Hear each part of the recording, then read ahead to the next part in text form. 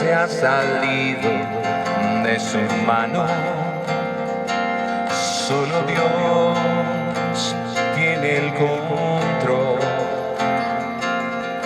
Aún cada cabello en mi cabeza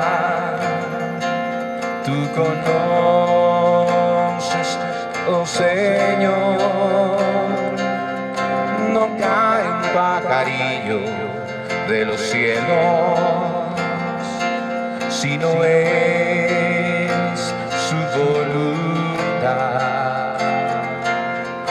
Los montes se estremecen y los valles al sonido de su voz. Él hace lo que quiere y como quiere. Él traslada los montes hasta el fondo del mar, y todo el universo está bajo control. Él es soberano sobre toda su creación. Él hace lo que quiere y como quiere. Él traslada los montes hasta el fondo del mar, y todo el universo está bajo control. Él es soberano sobre toda su creación. Él es Dios.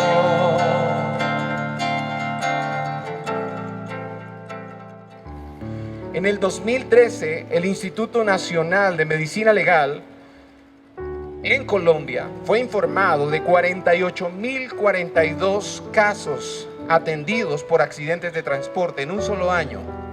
Eso quiere decir, con números, quiere decir que más de 6.200 personas murieron en el 2013 por accidentes de tránsito, y también quiere decir que más o menos unas 49.000 personas fueron lesionadas o resultaron lesionadas por accidentes de tránsito en el 2013. Pero desde el punto de vista del medio de transporte, los usuarios de motocicleta ocupan el primer lugar en mortandad y lesiones por accidentes de transporte en Colombia. La Organización Mundial de la Salud ha declarado que los accidentes de tránsito son un problema de salud pública. Según estimaciones hechas por esta entidad, a nivel mundial mueren cada año más de 1.2 millones de personas por causa de accidentes de tránsito. Y dice la estadística de la Organización Mundial de la Salud que más de 50 millones de personas quedan lesionadas en el mundo por accidentes de tránsito. Porque la razón principal causante de la mayoría de los accidentes de tránsito, no todos, sino la mayoría de los accidentes de tránsito, es ignorar las normas de tránsito, es ignorar las leyes, es ignorar las señales, y especialmente una de las señales, pensando en los motociclistas, una de las señales que más ignoran los conductores o los motociclistas en una ciudad como la nuestra es la señal de pare. Por eso tenemos esta tarde una señal de pare, y tenemos a un funcionario que está prestándonos ayuda hoy.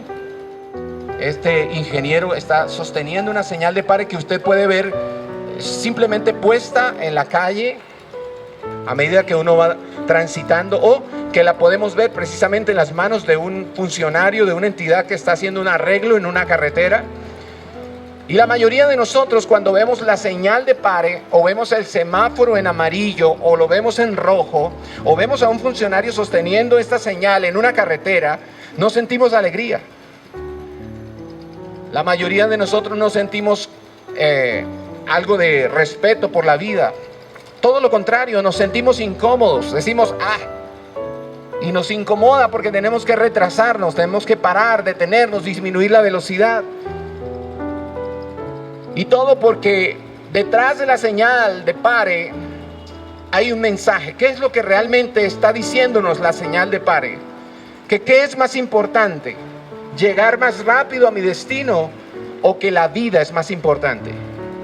Lo más importante, lo que está detrás de esa restricción, detrás de esa señal de restricción, es lo que esa señal de restricción está protegiendo. Esa señal está protegiendo la vida de muchas personas, incluida nuestra propia vida.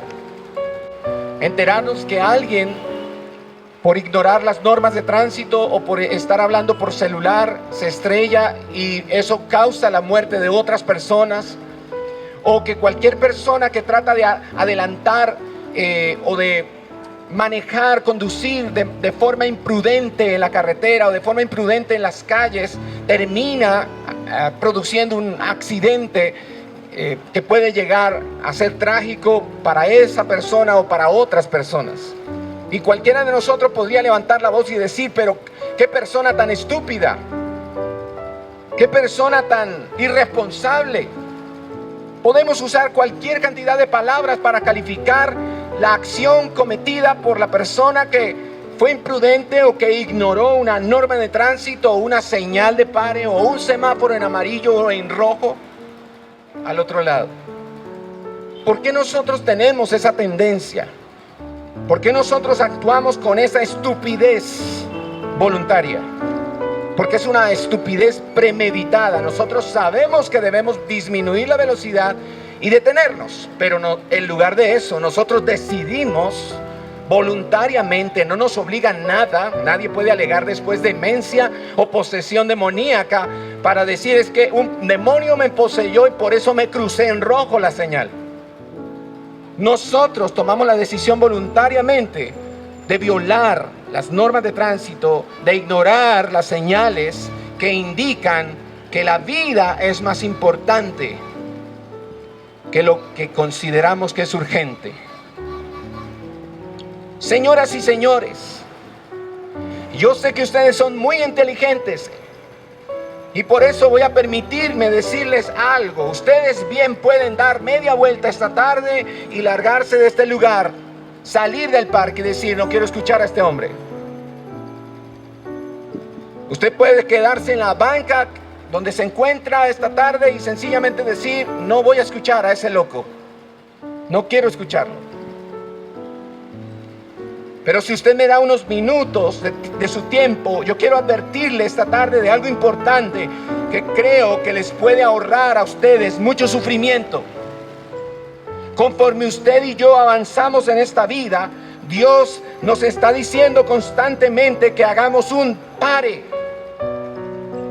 y que consideremos el camino que estamos transitando, que nos detengamos y nos aseguremos de que estoy transitando un buen camino y que me conduzco a un destino oportuno o seguro. Dios nos dice una y otra vez a través del camino que nos detengamos de hacer las cosas que estamos haciendo, que nos están destruyendo a nosotros, que están destruyendo a nuestras familias, que están destruyendo también la posibilidad de disfrutar una relación de gozo y deleitosa con Dios. Dios nos dice que hay dos caminos que podemos escoger en esta vida. ¿Dónde dice Dios eso? ¿Cómo lo dice? Bueno, Jesús lo dijo hace mucho tiempo. Usted puede encontrar esta palabra en el Evangelio de Mateo, en el capítulo 7, versículo 13. Jesús dice, entrad por la puerta angosta, porque ancha es la puerta y espacioso es el camino que lleva a la perdición, y muchos son los que entran por ella. La advertencia de Jesús es, no entren por la puerta ancha, no vayan por el camino espacioso, todo lo contrario, entren por la puerta angosta y vayan por el camino que es angosto, porque ancho y espacioso, ancha es la puerta y espacioso es el camino que conduce a la perdición. En el camino que usted puede estar siguiendo ahora mismo, es el camino que siguen la mayoría de los seres humanos. Podríamos ponerle un nombre al camino que seguimos nosotros. El camino se llama a hacer lo que te da la gana. Es un camino muy popular, es un camino favorito para muchas personas.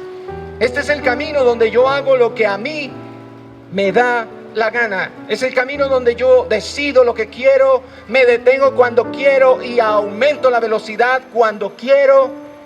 Ignoro las normas, ignoro las leyes, ignoro las señales de tránsito, ignoro las normas humanas, las leyes humanas. Paso por encima de las normas, paso por encima de las leyes.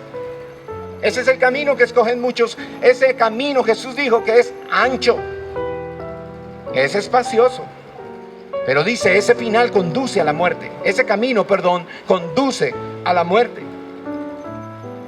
Voy a decirles más detalles de ese camino, porque usted puede decir, bueno, yo no soy así. Yo no soy esa clase de persona que está describiendo este predicador. Bueno, el camino ancho y espacioso que escoge la mayoría es ese camino donde usted se puede acostar con su novia antes del matrimonio. Es el camino donde usted puede evadir impuestos. Es el camino donde usted puede albergar en su corazón odio por otra persona. Es el camino donde usted puede hacer trampas en los exámenes. Es el camino donde usted puede consumir pornografía. Es el camino donde usted consume drogas ilegales. Es el camino donde usted practica la homosexualidad, donde se emborracha la gente. Es el camino donde muchos maldicen todos los días, mienten, roban, codician los bienes de los demás y adulteran en su corazón. Es el camino donde la gente vive la vida como a ellos se les antoja. Ese camino, Jesús dice, es ancho, es espacioso, pero conduce a la destrucción. La Biblia dice en el libro de Proverbios, en el capítulo 16, verso 25, dice, hay camino que al hombre le parece derecho, pero al final es camino de muerte. En otra versión, en otra traducción de la Biblia, el mismo versículo dice, hay quienes piensan que está bien todo lo que hacen, pero al final acaban en la tumba. Nosotros sabemos que la estadística dice que son miles de personas las que están muriendo cada día por ignorar la ley, por ignorar las normas, por ignorar las señales que están puestas allí con el fin de proteger la vida humana. El otro camino del que habló Jesús es muy diferente. Jesús habló de otro camino al cual él dijo es un camino estrecho. Se trata del camino para pocas personas, esas pocas personas a las que les importa agradar a Dios en lugar de agradarse a sí mismos. Este camino conduce a la vida eterna. Si usted pudiera amar y valorar su vida realmente, lo suficiente, si en verdad a usted le interesara ir al cielo, entonces debería hacer caso a las advertencias que Dios le hace todos los días. Es como que Dios nos está diciendo con una señal como esta, Dios nos está diciendo de alguna manera, deja de vivir a tu manera, vive a la manera de Dios. Detente, deja el afán, deja el acelere, deja la prisa y detente, porque debes vivir a mi manera, no a la tuya. Si sigues viviendo a tu manera, el final de ese estilo de vida es muerte. Jesús le ofrece su perdón y su seguridad a las personas que deciden dejar de transitar por el camino ancho y comenzar a caminar por el camino estrecho. Dios nos está mostrando hoy una señal de pare. Usted quizá ve la señal de pare y usted piensa, bueno, cuando yo veo una señal de pare, pienso, bueno, hay que detenerse. Pero Dios le está mostrando a usted la señal de pare no solamente hoy. Hace mucho tiempo que usted ha escuchado el evangelio de muchas maneras. Es más, usted tiene en su corazón el testimonio de la existencia de Dios, de su poder y de su divinidad a través de la creación, porque toda la creación, dice San Pablo en la carta a los Romanos, toda la creación da testimonio de Dios, de su poder y de su deidad. Pero dice Romanos en el capítulo 1 que la gente prefiere envanecerse en sus razonamientos. Es decir, la gente prefiere dárselas de más inteligentes que Dios. y decir: no quiero tener en cuenta a Dios. La verdad, yo sé que alguien tiene que estar detrás de este cielo que vemos, y de este sol que tenemos, y de este paisaje, y de estas cosas tan lindas que existen. Yo sé que hay un ser supremo, dice mucha gente, que debe estar detrás de todo eso. Pero ¿sabe una cosa? Usted se envanece en sus razonamientos diciendo: no me interesa. No me interesa. Muy bonito tu cielo, muy bonito tu sol, muy bonitos tus árboles, muy bonitos tus paisajes, muy bonitas las niñas, muy bonito yo. Todo lo que has hecho, muy bonito. Si es que existes, si es que estás en alguna parte, hey, te quedó muy lindo todo, pero no me interesas. Voy a vivir a mi manera, voy a vivir como me da la gana. Que pensaron que su camino, el que escogieron, era derecho. Pero Proverbios dice: el final de ese camino que escogieron es muerte. Dios también tiene sus normas, ¿sabía usted? Así como en nuestro país existen leyes, normas que debemos obedecer, respetar, cumplir, Dios también tiene sus leyes y sus normas. ¿Cuál es la ley de Dios? ¿Cómo se llama la ley de Dios? Se llaman sus mandamientos. Si durante el recorrido por la vida usted sigue ignorando las señales de advertencia y de prohibición, ya sea por ignorancia o por voluntario desacato, usted está transgrediendo la ley de Dios, y por tanto usted será juzgado y condenado a cadena perpetua, pero en la eternidad. Las personas que violan una ley de tránsito, una señal de pare, y producen un accidente, y ese accidente causa la muerte de alguien, esas personas son juzgadas por la ley humana, por jueces humanos, y son condenados por la transgresión a la ley humana. Para eso está la ley. Y yo le pregunto esta tarde: ¿usted cree que Dios no tiene leyes? ¿Usted cree que Dios no va a juzgar a nadie? ¿Usted es de las personas que está pensando que Dios es amor y nada más? ¿Usted es de las personas que está pensando que Dios es amor y tiene que salvar a todo el mundo? No importa cómo hayan vivido, no importa el estilo de vida que hayan decidido vivir sobre la tierra, Dios es un juez justo.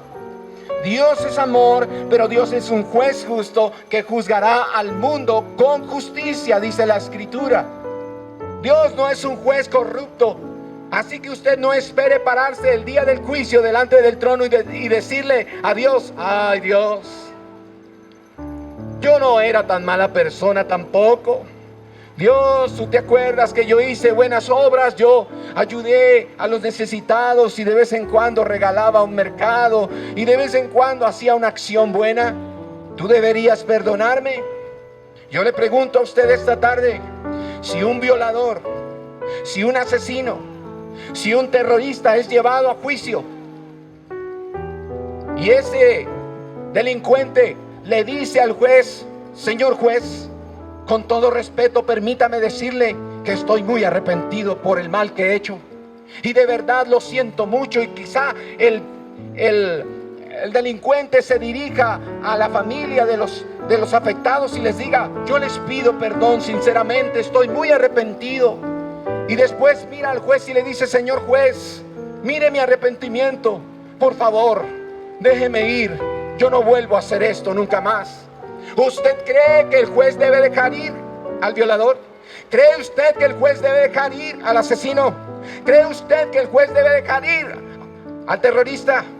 No, porque el juez está para impartir justicia y hacer cumplir las leyes. Dios es un juez, y Dios hará cumplir su ley, y Dios hará justicia a la persona maravillosa de Jesucristo, quien entregó su vida en la cruz, siendo Él justo, siendo inocente, no siendo Él pecador, no habiendo cometido jamás ningún delito. Él entregó su vida en la cruz para pagar por todos nuestros pecados, maldades y rebeliones.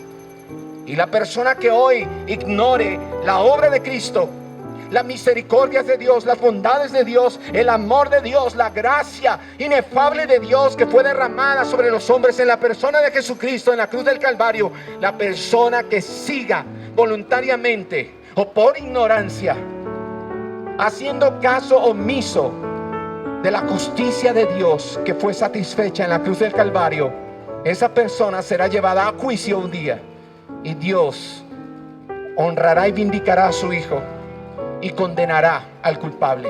¿Por qué lo condenará? No porque no había esperanza.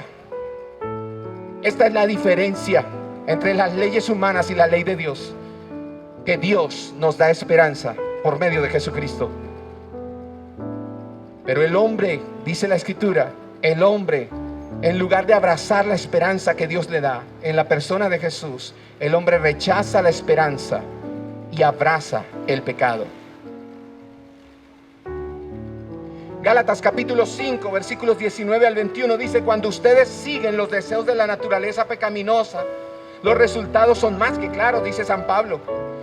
¿Cuáles son los resultados de seguir los deseos de una naturaleza pecaminosa? Dice: inmoralidad sexual, impureza, pasiones sensuales, idolatría, hechicería, hostilidad, peleas, celos, arrebatos de furia, ambición egoísta, discordias, divisiones, envidia, borracheras, fiestas desenfrenadas y otros pecados parecidos. Permítanme, dice San Pablo, permítanme repetirles lo que les dije antes: cualquiera que lleve esa clase de vida no heredará el reino de Dios. Necesitamos una cosa más clara que el Evangelio para entender que el estilo de vida que estamos llevando no nos conduce a otro lugar sino a la muerte eterna. Ahora, ¿por qué usted y yo, conociendo la verdad del Evangelio, porque la hemos escuchado desde niños cientos de veces, de muchas maneras, nos han hablado del Evangelio, porque tenemos el privilegio de haber nacido en un país que fue quizá cristianizado, o en un continente que quizá fue cristianizado pero no evangelizado?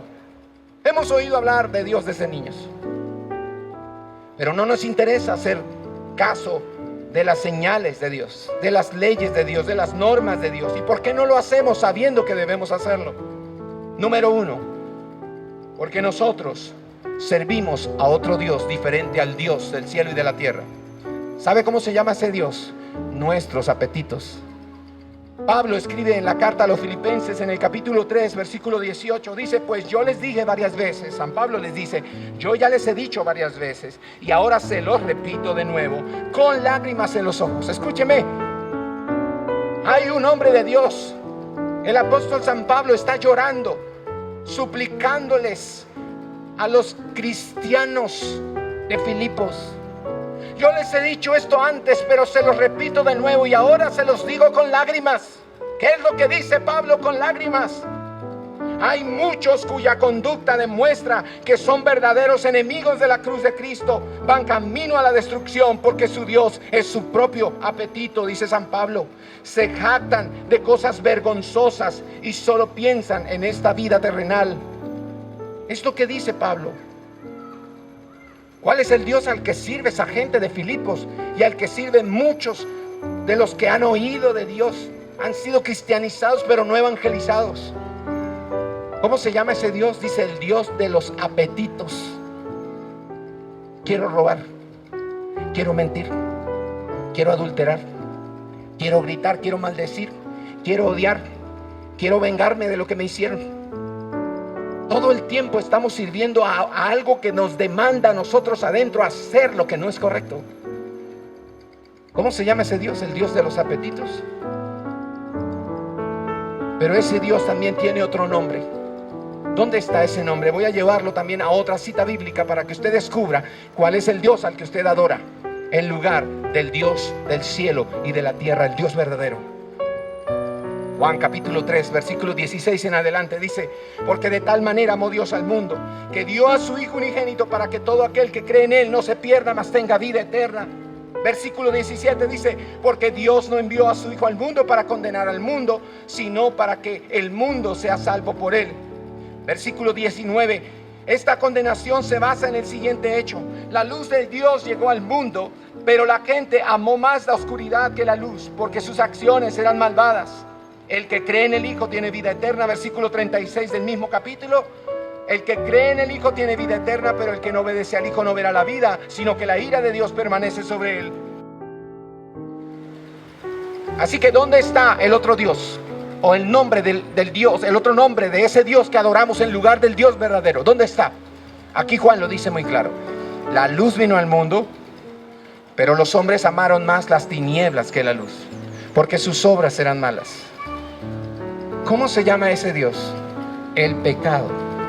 Las tinieblas son el pecado. Aquello que más amamos, aquello que más nos importa, aquello a que más nos interesa, aquello a lo que más le gastamos nuestro pensamiento, nuestra energía, nuestra pasión, nuestra devoción, nuestra intensidad, todo nuestro ser, lo enfocamos en eso todos los días. Eso es lo que adoramos, eso es lo que servimos, ese es nuestro Dios. A veces las personas dicen: ay, me siento mal, yo no debía haber hecho esto. Ay, me siento tan mal, yo no debía haber gritado a mi mamá o haber gritado a mi amigo. Esa es una vergüenza natural, esa es una tristeza humana, pero no es la tristeza de la que habla el Evangelio. Esa tristeza no es verdadero arrepentimiento. En realidad la persona no se está sintiendo avergonzada, la persona se está sintiendo mal porque quedó mal. No por el daño que hizo, sino porque está quedando mal su reputación, su nombre, su imagen, pero no se siente avergonzada por el daño que ha hecho. Y así es la mayoría de las personas que se llaman a sí mismas cristianas. Ay, yo soy cristiano, pero no le da vergüenza, es decir, no se siente mal por la ofensa que diariamente le está haciendo al Creador con su estilo de vida pecaminoso. De vez en cuando siente un escalofrío de temor, de vergüenza, de miedo y dice: ay, Señor, perdóname, porque sí, yo soy un pecador. Pero no se aparta jamás del pecado. Un papá, una mamá van a corregir a los muchachos, a los chicos. Los chicos, ¿qué hacen? Los chicos lloran. Empiezan a llorar y todavía no han recibido el primer correazo. ¿Y por qué lloran? ¿Porque están arrepentidos? No, porque le tienen miedo al dolor que va a producir el correazo que van a recibir. Ellos no lloran porque están arrepentidos por el mal que han hecho. Ellos lloran porque quieren evitar el dolor. Así están millones de cristianos en América Latina. De vez en cuando en su habitación a solas lloran. Se les salen las lágrimas y piensan: wow, el infierno. Yo creo que es verdad, yo creo que existe. Y si Dios me juzga y resulto ser culpable, uy, eso debe ser muy terrible. Ay, Señor, perdóname. Ay, Señor, ayúdame. Y se sienten así un rato. Y al siguiente día, ¿qué pasa? Siguen viviendo como les da la gana. Siguen ignorando las señales de Padre de Dios. Siguen pasando por alto las leyes, las normas de Dios, y siguen haciendo su voluntad en lugar de la voluntad de Dios. Ahora nadie llora. Escúcheme, nadie llora porque le falta lo que no quiere tener. Repito, nadie llora porque le falta lo que no quiere tener. Usted no llorará por Dios hasta que no lo desee. ¿Y cómo sabe usted cómo puede lograr desear a Dios para entonces llorar porque no lo tiene? Necesita un milagro. Necesita que Dios obre en su corazón un milagro que se llama la regeneración. Que Dios toque su corazón, que Dios active lo que está apagado en su corazón para que usted abra sus ojos espirituales y pueda contemplar a Dios y decir: sí, tú eres hermoso, tú eres maravilloso, tú eres perfecto, tú eres sublime, tú eres todo lo que necesito, lo que realmente mi alma precisa es a ti, Señor. No puedo vivir sin ti. Pero para que eso ocurra, necesitamos un milagro. Tenemos que descubrir, por la acción de Dios que es sobrenatural en nosotros, tenemos que descubrir el deleite en la gloria de Dios si queremos experimentar verdaderamente aflicción por carecer de la gloria de Dios. Usted puede llorar por no tener santidad. Usted puede llorar no porque ama a Dios y quiera deleitarse en Dios. Usted puede llorar porque en realidad le teme al infierno. Es más, muchas personas han levantado su mano y han dicho después de una predicación de un sermón: yo quiero recibir a Cristo, yo quiero el Evangelio, yo quiero arrepentirme. Pero no lo hacen porque realmente consideran que Dios les falta. No lo hacen porque realmente se dieron cuenta que Dios es todo lo que necesitan. No, lo hacen por miedo a irse al infierno. Muchas personas toman la decisión superficial de arrepentimiento, falso arrepentimiento, y no son salvas. Por eso esta tarde yo no le estoy pidiendo a usted que levante su mano o que venga aquí para orar por usted. Yo le estoy pidiendo esta tarde, y con esto quiero terminar. Yo le estoy pidiendo que por favor recuerde, número uno, que la paga del pecado es muerte, pero el regalo de Dios es vida eterna para el que puede confiar en Jesucristo. Yo quiero que usted recuerde que Dios no envió a su Hijo para condenar al mundo, sino para salvarlo. Yo quiero que usted recuerde que la Escritura dice que si alguno está en Cristo, nueva criatura es, las cosas viejas pasaron y he aquí todo es hecho nuevo. Lo invito para que usted recuerde que el que no cometió pecado, Dios lo hizo pecado por nosotros para que en él fuera satisfecha la justicia de Dios. Yo quiero que usted recuerde que Jesús también fue tentado como usted es tentado todos los días. Pero la palabra dice en Hebreos 4:15 que Jesús fue tentado en todo, pero no pecó. Por esa razón, cuando Jesús murió una muerte perfecta. Y cuando vivió, como no fue tentado, no se dejó seducir por la tentación, entonces Jesús vivió todos los días de su vida una vida perfecta. Jesús es el único hombre que vivió una vida perfecta y murió una muerte perfecta para que entonces el Padre fuera satisfecho, la justicia de Dios fuera satisfecha, la ira de Dios vino sobre él para que usted pueda tener paz con Dios por medio de Jesucristo esta tarde. Pedro 2:22, primera carta de Pedro dice en el capítulo 2 verso 22, el cual no cometió pecado ni engaño alguno se halló en su boca. Por favor, dele la espalda a su pecado. Debe llegar un punto en su vida en el que usted se hastía de pecar. Debe llegar un punto en su vida como el punto al cual llegó el hijo pródigo, en el cual usted se cansa del pecado, se harta del pecado y usted dice: no tengo nada que satisfaga mi alma. El hijo pródigo no tenía nada para comer, estaba agonizando de hambre y en medio de los cerdos no podía ni siquiera comer las algarrobas que comían los cerdos. Entonces dice el evangelio, dice Jesús que él entró en razón. Ese entró en razón es el que usted debe desear esta tarde. Debe pedirle a Dios: hazme entrar en razón. Si es que en este momento usted no siente ni frío ni calor, ni vergüenza, o quizá en lugar de vergüenza usted lo único que siente en su corazón es indiferencia, usted debe orar a Dios, clamar a Dios y decirle: Señor, hazme entrar en razón, te lo suplico. Hazme entrar en razón para que, como el hijo pródigo, desee volver a la casa de mi padre. Desee regresar con Dios, porque en la casa del Padre, al lado de Dios, usted tiene abundancia. El mundo le ofrece abundancia, pero el mundo miente constantemente. El mundo es mentiroso porque el mundo le ofrece lo que solo Dios puede darle. El pecado es mentiroso porque el pecado le ofrece un placer que solo Dios puede darnos. La lujuria es mentirosa porque la lujuria nos ofrece un placer que solo Dios puede darnos. El dinero es mentiroso porque nos ofrece un placer, una felicidad que solo Dios puede darnos. Ninguna cosa de este mundo podrá satisfacer su alma. Aunque usted tuviera miles de millones de pesos o de dólares, usted no sería feliz porque el dinero no hace feliz al hombre. La Escritura dice que raíz de todos los males es el amor al dinero, por el cual muchos se han perdido. La única forma de encontrar la alegría verdadera, la felicidad verdadera y permanente, eterna, imperecedera, es por medio de Jesucristo en Dios. El Salmo dice: en tu presencia hay plenitud de gozo, delicias a tu diestra para siempre.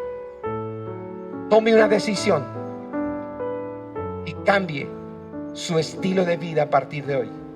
Antes que termine el día, no lo deje para mañana. Antes que termine el día, por favor, busque un lugar íntimo donde usted pueda hablar con Dios y arrepentirse de su pecado y volver sus ojos legítima, sincera, genuinamente al Señor. Si no sabe qué decir, usted puede estar pensando allí, pero ¿qué le digo? Yo para hablar con Dios, ¿qué le puedo decir? Yo no sé orar, yo no sé hablar con Dios. Abra su Biblia en su casa, busque el Salmo 51 y haga del Salmo 51 su oración de arrepentimiento. Y a partir de hoy, lea la Biblia todos los días y haga lo que ella dice. No ignore más las señales de pare que Dios pone en su camino. No ignore más la ley de Dios. Viva para agradar a Dios y deje de vivir para agradarse a sí mismo. Porque en realidad el ídolo que estamos adorando en lugar de al Dios verdadero somos nosotros mismos. Cuando continuamente ignoramos la ley de Dios, lo que estamos haciendo es hacer lo que nos demandamos nosotros mismos. Nuestro propio yo egoísta, ególatra, egocéntrico, demanda que pequemos todos los días.